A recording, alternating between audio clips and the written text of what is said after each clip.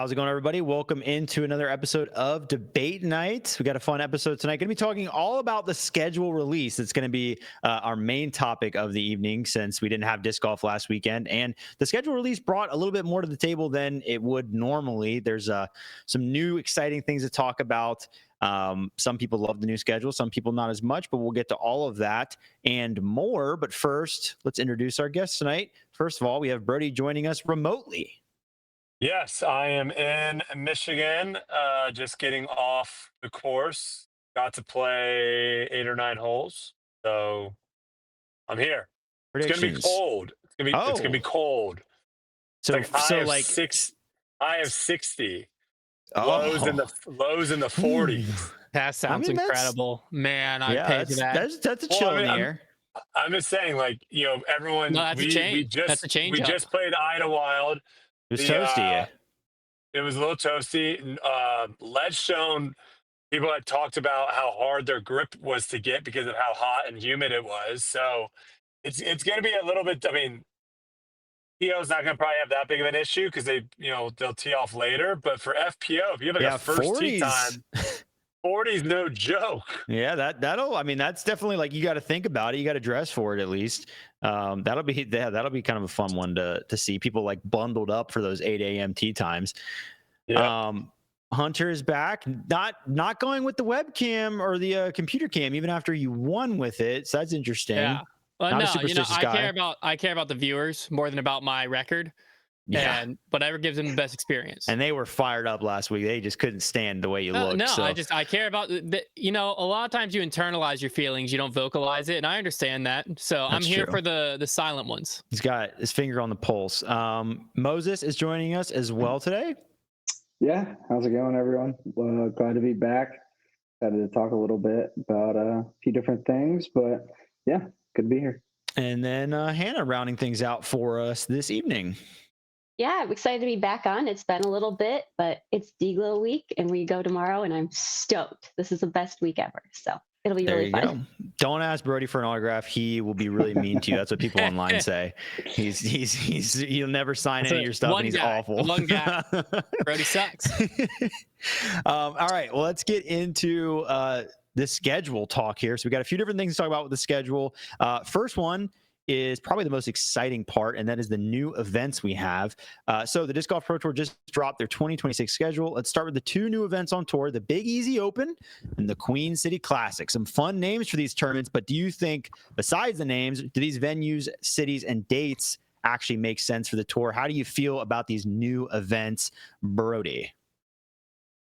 Well, I don't know too much about the Louisiana one. I'm not too familiar with that area, but have talked to Matty O when he came on our podcast, he was mentioning how big the scene is down there with all these local events. I think he talked a lot about, I think it was his dad that used to run all these events. I don't know if he still does or whatnot, but he was basically talking about how he used to play all these events down there. And so if there is a big local scene, that area doesn't really get, like, no one's really traveling out of probably that area to go to Texas to view tournaments or to go to Florida or the Carolinas. I just feel like that's too far, unless you're Hunter, who will drive 8 hours for a disc golf tournament. The majority of people aren't going to make that trek. So I like that. It does seem like, from some of the videos I've seen of the course, it does seem like a really nice, picturesque course. They are going to probably have to beef it up because, from what I've heard, it was pretty scoreable. But the Disc Golf Pro Tour could do that easily with some OB and maybe some longer tee pads if they're going to do that, or move baskets around. And then Queen City, like, that used to be the hub. When I first got into disc golf, that used to be Hornets Net. Like, people talked about that course. And it used to just be, like, I thought, one of the bigger spots for disc golf. And so I think having a tournament there is a no-brainer as well. And I got to play Hornets Nest a few years ago, and it was actually a really fun course. So yeah, definitely cool to see going back to Charlotte. Hunter, what do you think about these two new stops? Yeah, well, obviously the Queen City Classic I'll know a little bit more about because I've played Hornets Nests several times at this point. And there's always a little bit of a different layout for the Pro Tour. And I know that like it originally left because there were plans on different construction situations and possible course changes. So I'll be curious, like, how much, if any, of that has been implemented before they come back there. And then the Big Easy Open, I like the idea, first off, of being in Charlotte, being in New Orleans. I think both of those areas are a little, not disc golf starved, because Charlotte has so many people that I don't think you can really feed it enough. New Orleans, I think, is a little disc golf starved because realistically, like to Brodie's point, there's just nothing that really comes down there. And I do think it's an area that has a lot of disc golfers in that general region. I mean, even Alabama, I know people are like, Hunter, Alabama doesn't touch it. All I know is a bunch of people from Alabama play a bunch of stuff in Louisiana. So it might be, somehow it's close enough that they play. And there's a bunch of big scenes around it. So I like that an event is going down there. My only concern is I think both venues could be soft. Brodie's point of the Pro Tour coming in at OB goes directly against John Houck's design principles, where he was basically saying he wants to make this course as tough as possible and he doesn't believe in artificial OB. So those things don't exactly go hand in hand. And I've heard that the course already is not necessarily soft, but people are calling it Idlewild-esque. So if you take Idlewild and you take away the OB, I think I could land on soft, but we'll see how it plays. In Hornets Nest, I do think it'll be very scoreable. So that's really the only concern. But if the crowd's hyped to be there, the players are hyped to be there, who cares if it's a little soft? Yeah, that will be interesting to see because, yeah, John Houck definitely not a huge fan of the artificial OB, but the Pro Tour likes to implement it, keep things difficult. Moses, what are your thoughts? Better start digging some pond water over there. Yeah, I mean, I'm excited to see what they do about the alligators, man. Come on, they're just snapping up spectators here and there. But yeah, I mean, like, I think this is a layup in both ways, you know, especially New Orleans, where we don't have a whole ton of representation. And before, the closest Pro Tour to this was Jonesboro, I think, which isn't particularly close. It's like 6 or 7 hours from there. And talking about John Houck, I think he's going to do a great job on the design. He's actually local to where I am, designing a professional level course, which is awesome. And he did the original design. He's doing the redesign. And he's been quoted saying that if people liked W.R. Jackson, they're going to like this type of course. It's going to be very similar. And yeah, there's not going to be a ton of artificial OB, but they are lengthening it. They're going to make it more difficult for the Pro Tour. So I think we're a little, too quick to judge what that's eventually going to look like. But I think in general, we're going to see the Pro Tour move towards these bigger cities. And I think Charlotte is such a layup in so many ways because there's minimal risks with this. We've seen it work in the past. We've seen Hornets Nest. Yeah, it might play a little easier. It's been off the tour for a few years. Players are better, but that's a lot. It's a very easy change to make that course more difficult, make it a little bit longer. There's tons of trees around. So I don't see an issue with that. And we know there's going to be spectators that show up for both of these events in New Orleans and Charlotte because there's still a ton of professional disc golfers that live in Charlotte. And then I think bigger picture, it's interesting to kind of look at these events being added in with, like, for example, keeping events close to where, like Lynchburg, for example, with the last major of the season next year. It's like keeping the events close to where they're going to be is really interesting to me, which is maybe even too close. Like, how many events are we having in the Virginia area, the Charlotte area? And so at a certain point in time, you kind of like start to think of, are people in the area almost becoming too fatigued? Because you have USCGC, you have Champions Cup in Lynchburg, you have this event. It's a lot all happening kind of at the same time. But overall, I mean, yeah, it's two locations that deserve it. Yeah, they'll find out next year. It's going to be heavy in this area for sure. We shall see how that plays out. Hannah, what do you think about these two new additions?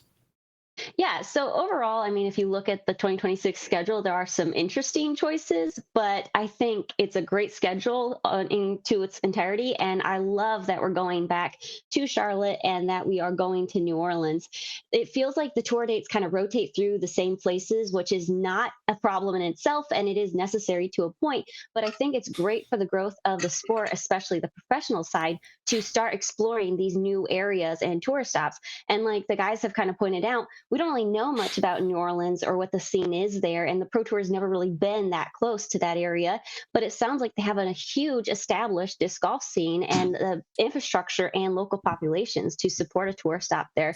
So I am super, super excited to see it go there. Charlotte, North Carolina, it's the hub. Hornets Nest is iconic. Like, to have them have another premier event just feels so right, especially now into the 10th or 11th season of the Pro Tour. Like the fact that they still have such such prestige in the sport, and such like people care about it so much and it still means so much, so be going back there just feels like an incredible choice. And again, they have the infrastructure and local population to support something like this. So I think both of the stops are incredible. I think the dates are really nice, having them earlier on in the schedule and having them right after Florida. I think it flows really well.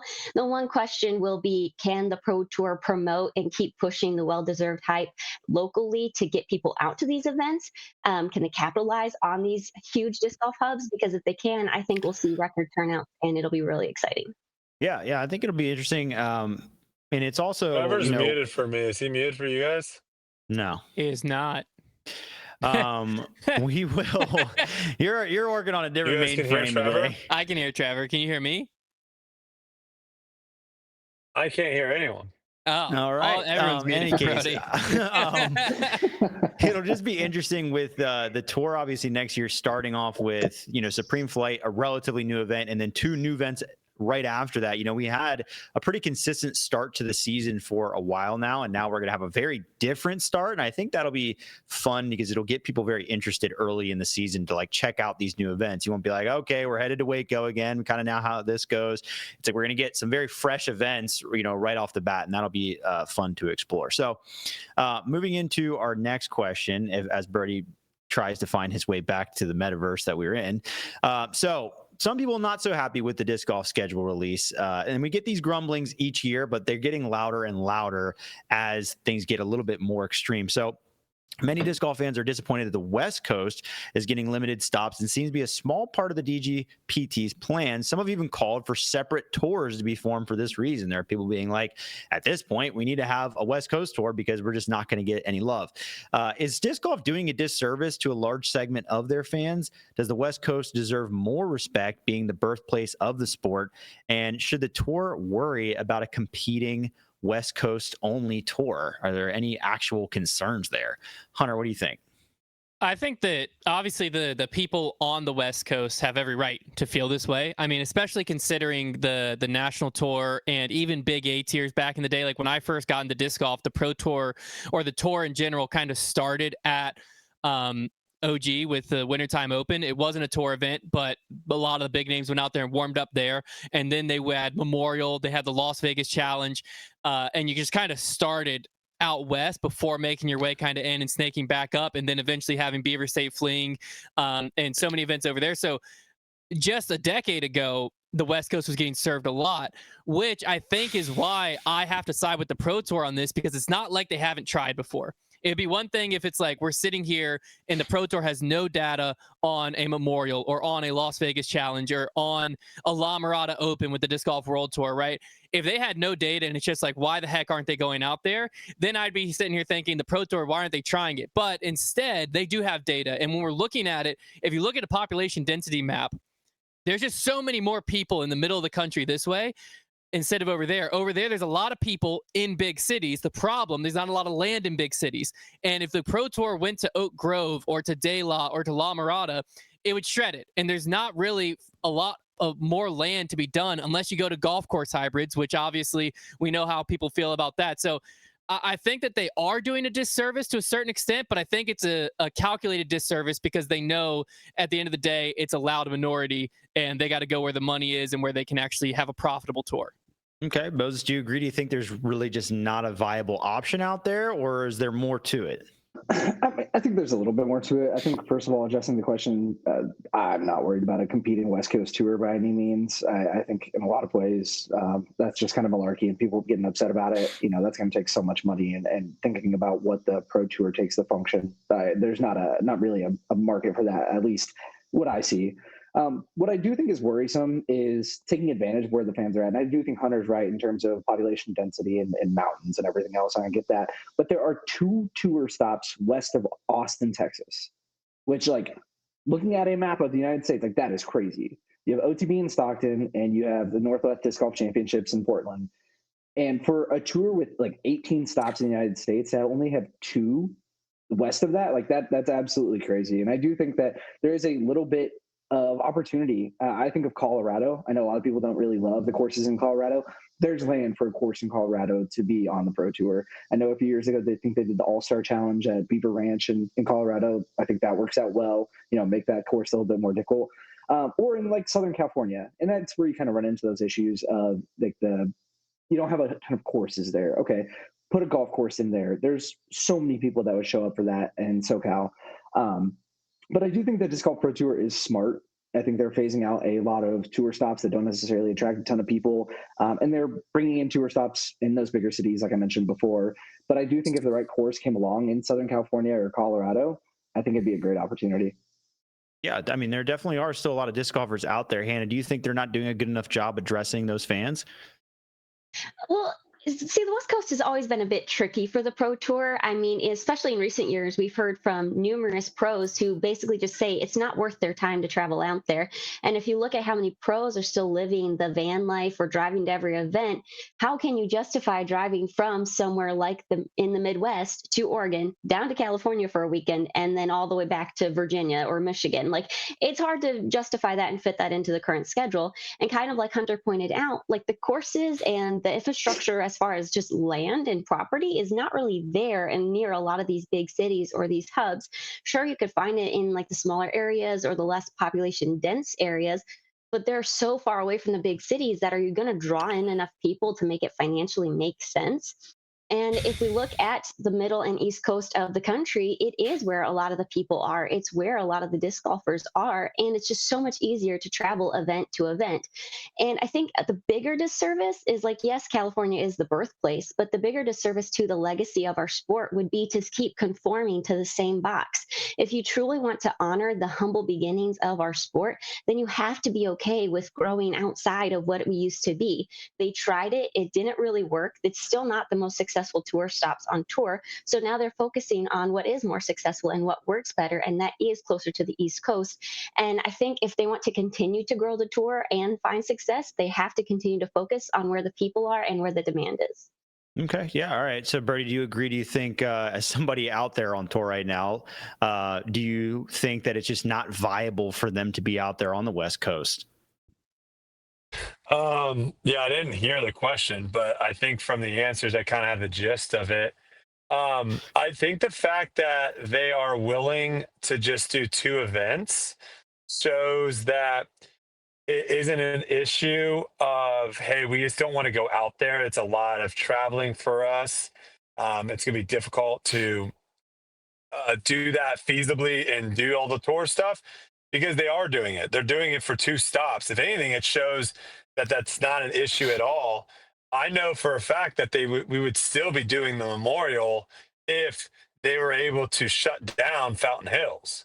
The only reason why we don't have Fountain Hills as a tour stop is because that community will not shut down that park. And so they aren't willing to go to any parks or any facilities where they don't have control, which makes sense because let's be honest, it was very awkward when, Paul Macbeth is throwing his tee shot on hole 14 and there's like a woman with like a, baby carriage in the background pushing it and people walking their dogs and bikers and people that just had no business being at that tournament. It's weird when they're out there. So I think that makes a whole lot of sense. Now, I think too, what they're doing is they're just saying, yeah, I think a lot of you guys were alluding to like spectators and being like, they need to go where the fans are. I think honestly, they need to go where the money is, and the money is going to be through the sponsorships. If Discraft wants to have a tournament in Colorado and they're going to throw up $100,000 to have this tournament in Colorado, it really doesn't matter if 50 people show up. The Disc Golf Pro Tour is going to go to Colorado and have an event. So it really boils down to where the sponsors want tournaments and if that is actually viable then to have a tour stop there. That's a very good point. Obviously, right now, you have MVP and Discraft controlling a lot of events based further over this way. Funny enough, the one brand that is like based out there and huge is Innova, and they don't plug into the Pro Tour seemingly as much. Obviously, they've got a lot of their stuff wrapped up in USDGC, which also happens all the way over here on the East Coast. Even they have their signature event happening on the other side of the country of where they were founded and where they're located. So it is interesting, like you mentioned, like they do go out there to the West Coast, like they're at least willing to do it, but it does feel kind of like they're almost their token West Coast stops. But the fact of the matter is that because they do go out there, if they wanted to make more stops, they're already out there. They could make more. It just seems like it's not a huge part of your plan. And I think to Brodie's point, because like I think Brodie kind of hit it on the head with, because even they go to Stockton, California, because they have OTB putting on an event. Yeah. Right. The Northwest Disc Golf Championship, I think that is just kind of a history. If we're out there, we might as well go to these things. But Innova, like if Innova was still pouring money into the Pro Tour, would Vegas still be happening? You know what I mean? Like that was the kickoff event of the year. It was a big Innova tournament. And alongside that disappearing, I don't know if Innova is the title sponsor of anything. Because even USDGC is US Disc Golf, which is Innova East. Innova West is kind of removed completely from the tour. I can't remember. We had looked into maybe some European stuff, but that's Innova Europe. It's still not Innova West. I can't remember if they do have anything anymore. They might not. Because they used to have so much. So that Brodie might have just like. It's honestly a really good point. Of just hey, if Innova's not going to pay for us to come out here. Yeah. Because I mean, even Memorial, that's still on the table because it was a Discraft event forever. Yeah. Like Discraft would pick up the Memorial if it went back there. So that it could just be that simple. Yeah. Well, maybe we're all overcomplicating it. And venues do play a factor, obviously. Like they're thinking about that to some extent. But yeah, at the end of the day, if so and so like says, hey, we want this event in the West Coast, they'll do it if the money's there. Yeah, if Innova is going to write a check to have an event at Daylaw, we would be playing Daylaw every year. Yeah. The other thing too that maybe it's in the back of their mind is like a reason I feel like that some players might not make it out to the West Coast is like, let's say you did have to spend a month out there and you're living out of your van or you're going Airbnb to Airbnb. It's more expensive. It's so much more expensive. Your gas is almost twice as expensive. I'm sure Airbnb. It's a very good point as well. Really expensive. If you're staying in LA, your Airbnb might be 4 times what it is in, it's a very Kentucky. Good point. Right. Good point. And Food, gas costs, obviously. Yeah. So like for players, there's some players that, it's, I don't want to drive out there, but it's also, I can't survive a month out there. Like if I get out there, my gas, like I have to cash at Pro Tours, or I can go play some local A tiers in the Midwest where cost of living so much cheaper. When you're a tour and you'd rather be paying people to live while they're touring in the places with the cheaper cost of living, right? It's like, you don't want to be the employer, they don't have, they're not paying people to be at a home base. So it's like, we might as well keep people in the cheaper parts of the country as much as possible. That's another very good point. Yeah. The break even point of disc golf is so fascinating because unlike other bigger sports, it's like, if you're in the cash, everyone's like, oh, wow, they made a lot of money that weekend. Where in disc golf, there is some sort of spot where, okay, everyone above this is actually making money. Everyone below this is still losing money. And in California, if you're going strictly, not sponsor, you're not adding in sponsorship money. You're literally just going in strictly off of how much it costs to stay out there for the week, all of that. Like the break even might be like top 10. Yeah. Like if you're not getting a top 10, you're probably losing money based off of the cost of living out there. Yeah, definitely some interesting points there. A lot to consider. So let's get into another, really our last super interesting thing with the schedule release. And this one I think is interesting on multiple fronts. So Pro Tour announced a new Jomez Pro Series. I feel like every year there's a new classification of event, and this is no different. So what do you think about this new Jomez Pro Series? Do you think this was a strategic move from the Pro Tour to wash out the Go Throw Tour, or just a spot to test new venues, as they stated, because that's kind of the front that they're putting out there, among other things. But obviously, when the Go Throw Tour popped up last year, we wondered, okay, how long is this going to exist before the Pro Tour makes a counter move? Could this be that move right here? Moses, what do you think?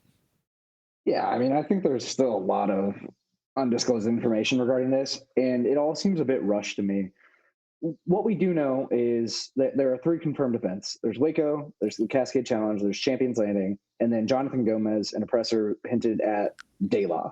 All of these courses have existed in the past, so immediately right there, unless they add more, which they're looking to do so, these are all events that have taken place. And to me, this is just a different version of the Silver Series and a way to make these tournaments in these communities feel like they have the opportunity, and maybe they do, to get back on the Pro Tour. And that's what they said in their presser. It was, the tour is going to provide competition coverage in locations where a full broadcast isn't practical, but top two players want to compete, as well as legacy courses with long histories or developing venues. To me, Champions Landing is a great example of that first one. Almost no one wants to play in Emporia. The people were tired of the courses. They didn't enjoy it, but I'm sure Emporia wants to be back on tour. Like, I'm sure Champions Landing, which is trying to build up a brand and everything else, they want to be there. What I do hesitate to say is that this isn't directly about the Go Throw Tour, because I wouldn't have originally thought that. But the fact is, they had a application link on the presser for 2026 Jomez series. So this is not planned out. This was not, already determined in advance. They're still taking application. And Mint Discs on Reddit, and one of the comments I saw is, our understanding is these events are meant to attract Disc Golf Pro Tour card holders in the off weeks. So to me, that is exactly what the Go Throw Tour was even created for, was to have events that other players could go to. But the reason why people like going to the Go Throw Tour events, number one, is Luke Humphreys had his friends go out there, but weren't they also having decent purse sizes? At least at one of them. I think the other ones were kind of underwhelming, but they did have a somewhat decent purse for the Eagles Crossing one, and that, yeah, I don't know. Yeah, it's definitely tough to know what the timing of it was, but I also wonder what those legacy events, how long they'll be able to stick around, because yeah, I mean, it's like, what is going to make Champions Landing grow back onto the tour? I mean, I know they're putting a bunch of money into it, but it's boring. It might be the Jomez tour might be hospice for events like the Champions Landing. That's genuinely what I was thinking, was that they're just giving them the opportunity to show face and be like, oh yeah, you can get put back on the tour if people like you, sort of thing. It's like, well, that's crazy. Right. Hannah, what do you think about the Jomez series? Yeah, so obviously being a huge fan of Jomez and of disc golf coverage in general, I love the idea of showcasing more events because there's just more to watch then. But I don't think that this is a direct attempt to like attack or overthrow the Go Throw Tour. I think it's probably something else entirely. But like Moses pointed out, it doesn't seem like it's fully like fleshed out yet. And like they're still kind of figuring out the details, or if there's going to be more events. The events that are announced right now are events that most people are familiar with and courses we're all familiar with. So it'll be really interesting to see how they handle all of that logistically, with them now being like A tiers, or like sort of a Silver Series, but not really. But I think with all the goodwill associated with Jomez and with their high standard and high quality of coverage, I think you'll get a lot of people tuning into it, or at least interested initially in how is this going to be different than the Pro Tour coverage, and what makes this what are they filming of the event, how much are they actually covering. And people wouldn't normally maybe watch something like this, but again, because it's Jomez, they might tune in. For me, one of the biggest factors with events like this and attending them would be the proximity. So it doesn't matter necessarily who's putting it on, but it matters how close it is and who's going to be there. We see a lot in Michigan that there's several big A tiers leading up to D-Glow, and you'll get huge names there. Kat Merch and Silas Schultz just won this past weekend, because it's a huge event in the local area that's right down the road from D-Glow. So everyone wants to come play it because they're in town early. And I think one of the biggest things with this Jomez series will be who's doing the commentary, because if you're not leaning in to Nate Sexton, Jeremy Colleen, and Paul Ulivari, what are you doing? They're going to be huge selling points for this tour, but we don't have those details yet. So yeah. I mean, you said it. It all depends on who's going to show up, because if they get good players, and people will still watch, no doubt about that. Brodie, do you think that there is maybe a blocking attempt here with this tour, or is it just something that they're trying out? I have no idea. I honestly don't really have any clue what's going on. Usually you would see it be more about the players. So usually it would be kind of like what they have tried to do, I guess, multiple times, where hey, let's create a secondary tour. And this tour is for players that aren't on tour to be able to have a way to get on tour. And I don't know if that's unsuccessful to them to where they're scrapping that completely. I don't really know what's going on. It is weird that like every year there is something new coming about. I think this is going to be successful in the sense of like if they're just trying to get YouTube views, because you're going, say what you want about Emporia Country Club, but you know, back when Worlds was there and you had Gossage taking on Macbeth down the stretch, that was very exciting. People loved watching that. Like the course has a really good ending stretch. I think a lot of the Emporia hate was like on the other course, not so much the actual golf course, because there are a lot of good holes on the golf course, and you're always going to get the people that don't like playing on golf courses. You can't really do much about that, but usually always being windy, I think is great. Waco, like people love Waco. Like the locals love Waco. A lot of people love watching Waco. So I think it's gonna be successful in the sense of like just trying to get YouTube people to watch it. Right. But the idea to what Moses was saying doesn't make any sense of like, hey, we're going to test to see if these courses will be on tour. These courses were on tour. Right. So like, I don't really know. It doesn't really, none of the stuff is really adding up to me. So I don't know if we're getting all the information. So I need to hear more. Yeah, it'd make more sense if like the Charlotte and New Orleans tournament were coming in through that tour this year, but it's like it seems like only a resting place at the moment. Hunter, what do you think? I think that the origin of the tour and the future use of the tour are two different things in my head. And I think what we're getting confused on is we think they were both born at the same time. So this is my pure speculation, Hunter's opinion on how we got here. I do not think this was an intentionally strategic move to block the Go Throw Tour. I think it was an inspired move by the Go Throw Tour that kind of serves that purpose, because the inspiration is clear as day, right? You have a YouTube coverage company that is now starting their own series on the off week of the Pro Tour, trying to use Pro Tour players. Big difference here. This one's backed by the Pro Tour on a coverage channel that gets twice to 3 times the views as the other one. I wonder which Pro Tour players are going to pick, right? So that is clear as day. But I think what probably happened is they were probably looking at the schedule this year, and this is why it feels rushed in my head, and thinking, this is the ideal schedule, the schedule we see. Problem, we can't fit Waco in here. DDO, we had talked about getting back on tour. We can't fit that in here. What do we do with some of these events? And then whether it's Jonathan Gomez or someone else was like, hey, Go Throw is having somewhat success with this Go Throw tour.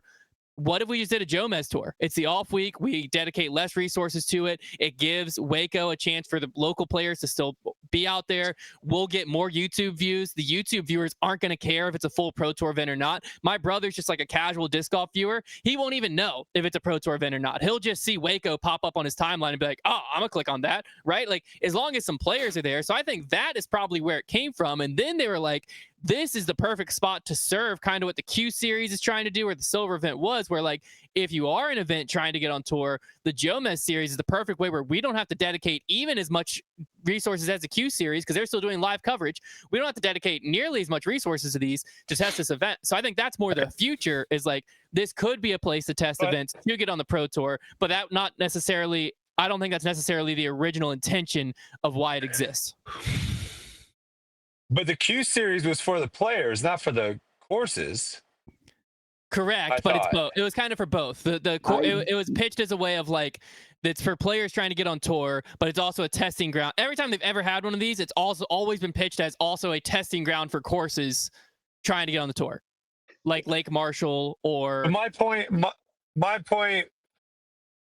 But I call BS there, because my thing is that they will 100% go anywhere where someone's writing the check. Yeah, I mean, to an extent. So I call agree. What do you mean to an extent? If maybe the check's not big enough. Well, yeah, I mean, they wouldn't come to Peachview Park. If the check was big enough, I guarantee they would do a Simon My only question for that is, why haven't they went to extravaganza? Why haven't they went to Eagles Crossing? At some point, you got to care about your brand. Like the check would Why surely haven't be they gone big. to Eagles Crossing? Yeah, like the guy's throwing around crazy money on skins matches. Like surely the check would be big enough. Maybe. But Let me throw my speculation out. I think he's willing to put money into the purse. I don't think he's willing to pay the Disc Golf Pro Tour. maybe. Perhaps. Maybe, yeah, maybe. That would be my speculation. My speculation is, hey, we'll have a fat purse, but I'm not paying you guys. That would be my speculation based off of maybe some of the tournaments I've seen out there. I think the Pro Tour, I think at the end of the day, it could be as simple as the Pro Tour saw last year. Hey, the players are willing to go play and generate views. Why aren't we the ones doing that? Like, why would we not profit from that when there's money out there to be made on these in-between weeks? Well, the other thing too is if you look at the Pro Tour's marketing deck they send out to like people who are trying to advertise or advertising deck, like the Jomez is always a line item on there where you can buy advertising. Like they're still going to be selling commercials on Jomez during those weeks. So not only you have the YouTube ad revenue, you'll have some on-course activation, I'm sure, and you'll have the Jomez like sponsorship ad revenue. Yeah, and realistically, like all you need is one or two names. Like that's all you need because Jomez is covering 4 players. So if you get, this one has Gannon Burr and Calvin Heimberg. This one has, even if it's Aaron Gossage and Sullivan Tipton, the Pro Tour is so deep now that as long as a few players are there, even if it's just Big Germ and Yuli, we're like, hey, no one's going to this one. You got to get out there. We're going to put you on feature card. Boom. Those are views, like immediately. Do you think they made the name what it is so that way players, fans, spectators, everyone isn't expecting? Like it kind of allows them to almost have a loophole to be able to run the tournament a different way. Yeah, definitely. Because I think if you have the Pro Tour Q Series coming to town, you're expecting fly marts and you're expecting a Pro Tour event. If the Jomez Pro, like I'm expecting a Go Throw event here, right? Like if the Jomez Pro Series coming in, I'm expecting an 8 There's tier. just a couple guys with cameras, and that's pretty much it. I'm expecting a tournament, but I'm expecting like some Discraft flags and a camera. You know what I'm saying? Like I'm not. The other thing I forgot to mention in my point that I think could be a reason players do play this is I haven't looked at a player contract in years, but I know for a fact not long ago that there was coverage bonuses in players' contracts. And basically, if you got on Jomez, it unlocked a bonus. So this is also something where there's going to be some of those mid-tier players that if that's still a thing, this is an easy way to do it, right? It's like, if I get out here, I have to beat half the field to get on Jomez. Would the Go Throw Tour still count for that? I don't know, because there might be something along the lines of it has to be a PDJ event or whatever. I'm not sure. But I could also see that being a reason players want to go, because even if not that, just brand exposure, these are going to get a few 100,000 views across the front 9 and back 9 of these things. Yeah. That's a lot of brand exposure for you. For sure. Go ahead. One thing. The Q Series is still existing, correct? Q Series, yes. Yeah. I hate the idea of like, I understand they serve different purposes, but it's like, there's so much conflation with the different types of tours. And like Brodie was saying, like adding these on like year after year and changing them. I just don't love that.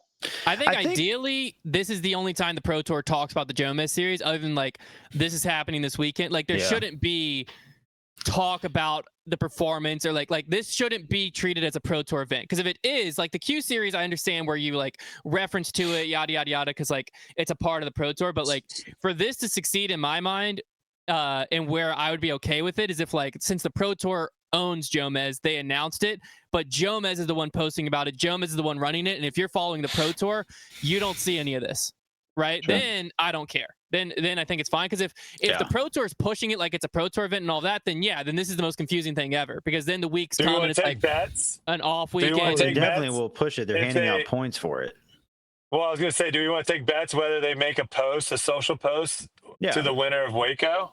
Of course they will. They're giving out points. No, because they don't make a social post for the Q Series winners, do they? On their like main Disc Golf Pro Tour? They might. I don't know. But they give out points for that.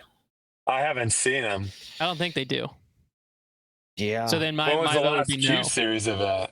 CCR, I think was. Am I wrong? Allegedly. CCR was a Q Series? I don't think this year it technically was. Gillis McDougall called it a Q Series on Instagram, but then I didn't think it actually was. Who? That's a Gillis McDougall, man. The legendary cards, man. What do you know about Gillis McDougall? Yeah, don't you remember him from the breaks? He was in the Pro Tour cards. That's how I figured out who he was.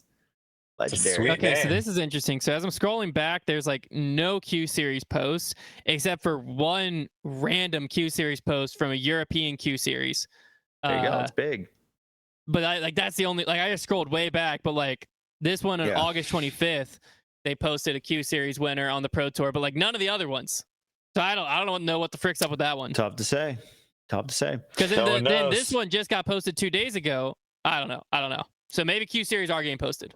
We'll never know. All right. Last topic here before our final topic.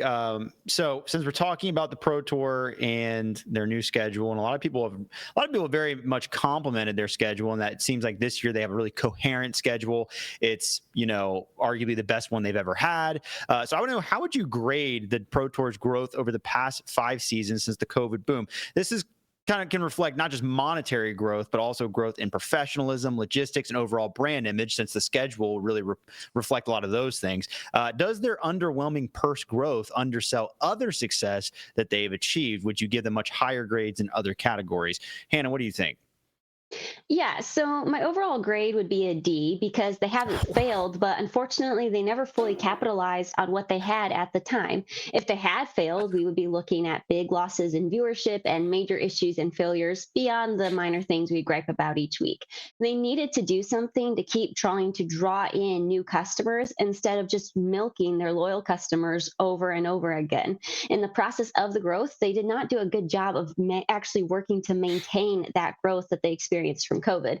And they have made a lot of headway, though, with brand image and logistics, but with the inconsistencies across DGN and in-person experiences, the way the purses have ebbed and flowed way more than I think we expected or hoped for, and the lack of professionalism kind of overall that still exists, they definitely have an uphill battle on their hands.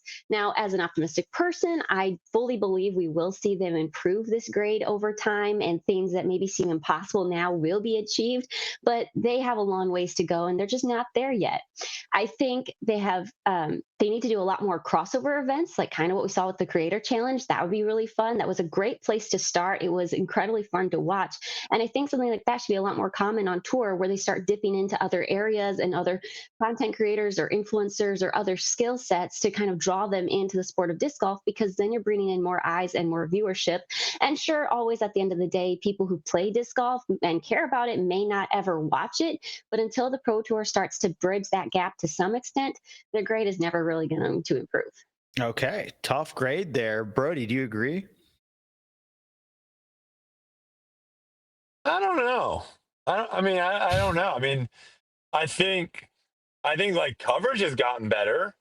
I think we have more cameras than we did several years ago. I feel like we're getting, what Hunter was talking about with Ledgestone. A lot of people don't remember. There were like multiple holes that we just never saw. And so like someone would just pop out and be like, yeah, they blew up. So they're like way off the lead now. You didn't even get to see it, where now we're getting to see every hole from the leaders at least. So, I think it's easy sometimes to be like, yeah, the purses haven't gone up. The viewership really hasn't changed that much. I think it's easy to kind of have Hannah's point of like, they really haven't capitalized. But then again, like disc golf might just be a niche sport. It might just be in a spot where a lot of people like playing it, but don't enjoy watching it. And how do you change that? I don't know. Like, I don't know. And so I don't know. To me, it's like, I think they're trying to do the best they can. And yeah, do they do weird things sometimes? Sure, but they're a small company and they don't have a huge budget. So I feel like you're going to see that a lot more often there than with a big company with lots of money. That's a very tough question, because I think we all want what's best and we all strive for it to be football, strive for it to be golf or whatever. And it's like, I just don't think it's going to be disc golf. That's just what it is. Sure. All right. Brodie doesn't have all the answers. Hunter, what do you think? I gotta, apparently I'm the more optimistic one between Hannah and I, which, that might be the first time I've ever thought of that, but who knows? I give them a B because look, we got to look at it a few things. First, let's go back to 2020, right? Live coverage, it sucked. I was a huge proponent of live coverage. I love it. Always have, always will. There's nothing better than getting to watch stuff happen live, but it was terrible. Nowadays, it has gotten increasingly better to the point where, like, I mean, you don't even see the spoiler thing nearly as much as you used to. Remember, in 2021, I couldn't tweet about anything going on without everyone being like, "Oh my gosh, I had to block Hunter. Are you kidding me? This guy's spoiling all lives." Like, blah blah. You can talk about disc golf freely, and when someone's like spoilers, it's like it feels like a lot bigger percentage of people that are watching disc golf are watching it live. That's thanks to the huge strides they've made, the Pro Tour has made. Not to mention, whether you like it or not, the contract they got Jomez under that led to the buyout of Jomez for basically nothing worked out greatly in the Disc Golf Pro Tour's favor. And if you go to an event on the ground, as someone who's went to events for a decade now, the event you go to now, while it's still far from the PGA Tour, is miles above 2020. I mean, night and day difference going on the ground now versus back then. So to be able to do all of that in a sport that over the last 5 years has arguably neutralized popularity because we had the spike and then got back down and leveled out, or possibly even shrunk from the peak to where we are now, to have growth as an organization throughout that, I think is very remarkable. And the fact that all those other things are growing, to me, means they're investing in the future, and that's why the purse isn't growing, because they're trying to grow everything that will eventually lead to a purse growth. So I think there's a lot they could do better. So that's why it's not an A or an A plus, but I'd give them a very solid B. Okay. All right, Moses, let's hear from you. Where do you sit? Optimistic, pessimistic, or right in the middle? Yeah, I think I'm a little bit more in the middle. Hannah, when you said D, my jaw dropped a little bit. That was crazy. That was such a harsh grade. I think it's really easy to point at the Pro Tour and ask about what hasn't been done, what hasn't changed versus not being big enough, big sponsors, not taking advantage of coded and everything else. But I think looking at it logistically, first of all, I look back at Idlewild in 2020, what the purse was. It was $55,000. This year, $105,000. Okay, so we kind of doubled. Maple Hill 5 years ago, $44,000. This year, $120,000. Get there different tournaments, but still. 2019 Worlds, $116,000. 2025 Worlds, $200,000. Granted, as much as the sport has grown, should the purses probably be bigger? Yes. But that's just something to consider. Like, there is growth there. And then think about the optics. I'm using the eye test here, like I don't have the numbers in front of me, but who's going to argue that the Pro Tour is in a worse spot now than they were 5 years ago? Who would argue that the sport isn't more professional, from the actual events on the ground, the players, the way they take care of themselves, everything else? Who would argue that? To me, overall, this sport is just in a better place than it was 5 years ago. And I don't really think you can argue much against that. You could argue, should the growth be bigger? Maybe. But I think it's kind of a slow burn from the Disc Golf Pro Tour. They're gradually getting better year over year, and there has not been regression. The sport has not gotten worse in the past 5 years in any way. Yeah. I mean, it is tough to quantify. Obviously, there has been some purse growth, like you mentioned, but a lot of it, I think coverage is a huge part of it. The schedule reflects it, because I think they're trying to work out the kinks and figure that out. And I think this year is like one of the more comprehensive looking schedules we've had. So a lot of things, they're still fine tuning awards and standings and things like that. But things are smoothing out a bit more, it seems like. The awards and standings are one thing, but it's like the actual product in front of you has not gotten worse. No, not at all. I mean, I remember live coverage, like Hunter was saying, it was like people would argue if it was worth $5. Well, yeah. I mean, because if you go back, probably 5 years ago, we were just watching lead card, and you get like maybe a shot. Now, I mean, we used to talk all the time about how they need more cameras. We should be watching so much more golf. Now you're watching so much golf that it's like, the argument of live versus post it's like, you doesn't even feel like I'm sitting down for hours, because it's more just like, if you're watching post, there's a solid chance you're not even going to see the guys that come on the podium. Like, if you're just watching one card, and so much so that even Jomez now is almost like a live product, because they have to bring in so much of the chase card coverage and stuff like that to tell the full story, that it's 2 hours to watch a Jomez round versus like 3 hours to watch the live. So it's not even that argument anymore. Right. It's crazy. Yeah. The new problem now is, which I don't know what they're going to do this offseason, but watching live now, they got to figure out the storytelling better. Mhm. Because right now, before you would just see people walking down the fairways, you would see people taking forever at their lives because you didn't have anything else to cut to. But now we've seen many times. I mean, Idlewild's a perfect example. They like cut straight to like Paul's drive on 18 with like no setup. Yeah. Like there was no like, hey, this is a really important shot. This Yeah. is what he needs to be Sometimes they doing. undersell it. And so, yeah. And so now it's like almost they have so much that they need to figure out a better system of like, okay, hey, let's record this shot. We'll show that not live in a few minutes. They Right. don't do enough of that where right now they feel like they have to only show live shots. And it Mhm. makes the storytelling a little bit rushed sometimes. Yeah. So it's like the opposite issues. They have too much now Right. for the crew that are kind of running the behind the scenes. Yeah, there's definitely a balance to it that they have to figure out now. All right, tiebreaker, Hannah and Moses. Who can tell me with a guess in what position did Raven Newsom come in at the CCR Open? Oh. Just The claw. throw a stab out there. And I just want to say, I want you to win because I feel like you could do this last question better justice. But I'm going to give you a 12th place. Okay. I was gonna say 12th. Darn. Which side? He guessed first. Now you get to just go with the 50-50. Which side of things? Okay. Not a super, super deep field. You'd assume he'd do pretty well against the local guys. I'm going to say 10th. 20th place. Oh. 20th place. Dang it. All right, Hunter and I wanted Moses. 11th so bad. Yeah, that would have been funny. Hannah, all right. If Hannah wants it, I think she could honestly do this question better justice. Oh, you're Shoot. gonna hand it over? I mean, I think she's gonna be there tomorrow. She's going to be there. The question's about D-Glow. Hannah, All we'll right, take it. Okay. fair Thank you. enough. Fair enough.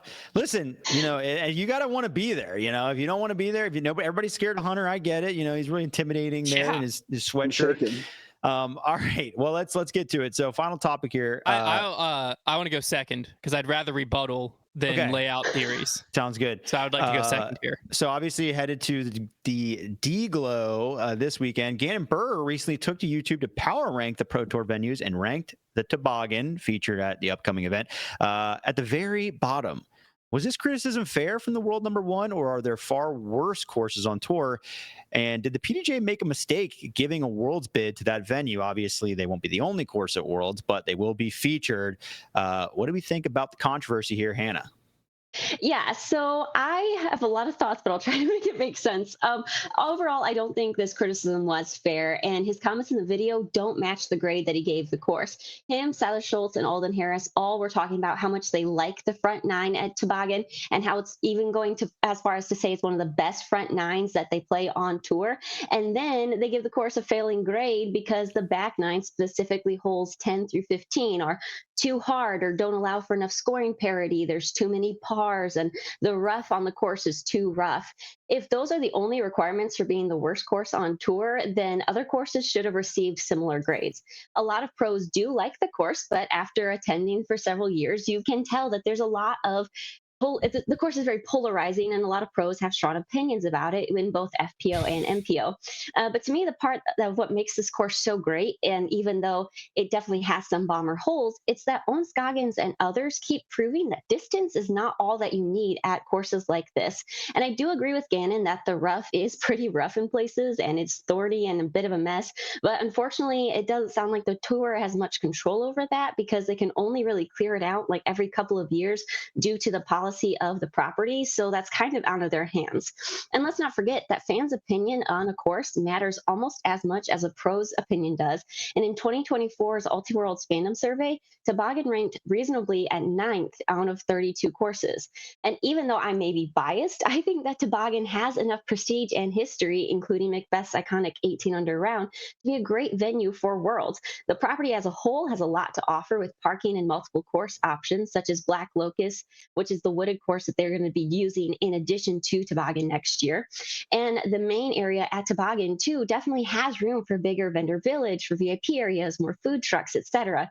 This venue just has so much to offer, and it's within easy driving distance of like all the big cities in Michigan. So the infrastructure and the population is there.